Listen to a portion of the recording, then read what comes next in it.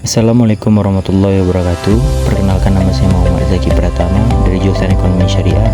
Saya ingin membahas sebuah fakta menarik terkait stabilitas makroekonomi untuk pembangunan.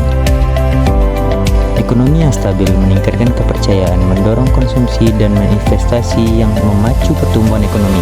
Sebaliknya, ketidakstabilan dapat menyebabkan inflasi, pengangguran, dan penurunan daya beli, menghambat pembangunan.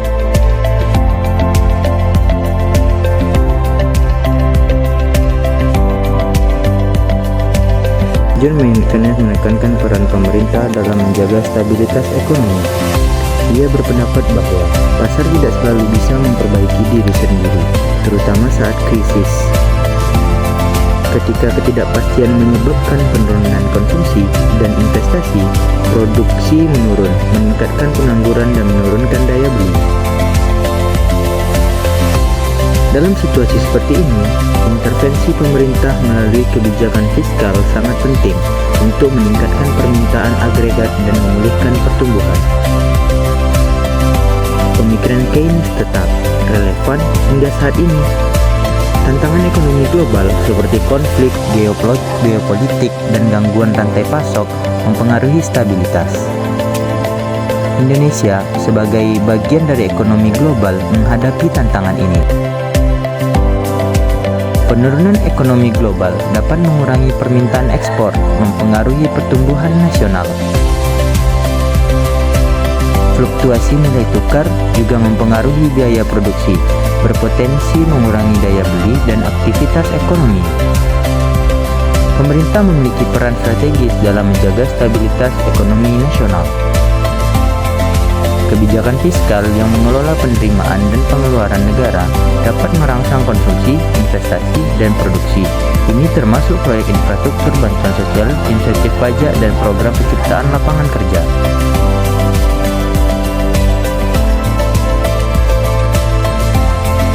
Keynes percaya bahwa pengeluaran pemerintah memiliki efek pengganda.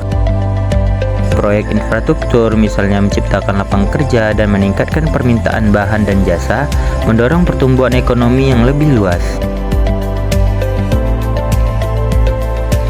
Reaksi berantai ini dapat mengarah pada pembangunan ekonomi yang lebih luas. Sebagai mahasiswa Fakultas Ekonomi dan Bisnis Islam, saya melihat bahwa pemikiran Keynes sangat relevan untuk memahami tantangan ekonomi saat ini. Ketidakpastian global dapat muncul dari berbagai faktor, seperti perubahan harga energi dan pangan, serta dinamika perdagangan dunia. Faktor-faktor ini memberikan tekanan dan pada stabilitas ekonomi banyak negara, termasuk Indonesia. Indonesia sebagai bagian dari ekonomi global tidak terlepas dari pengaruh dinamika tersebut.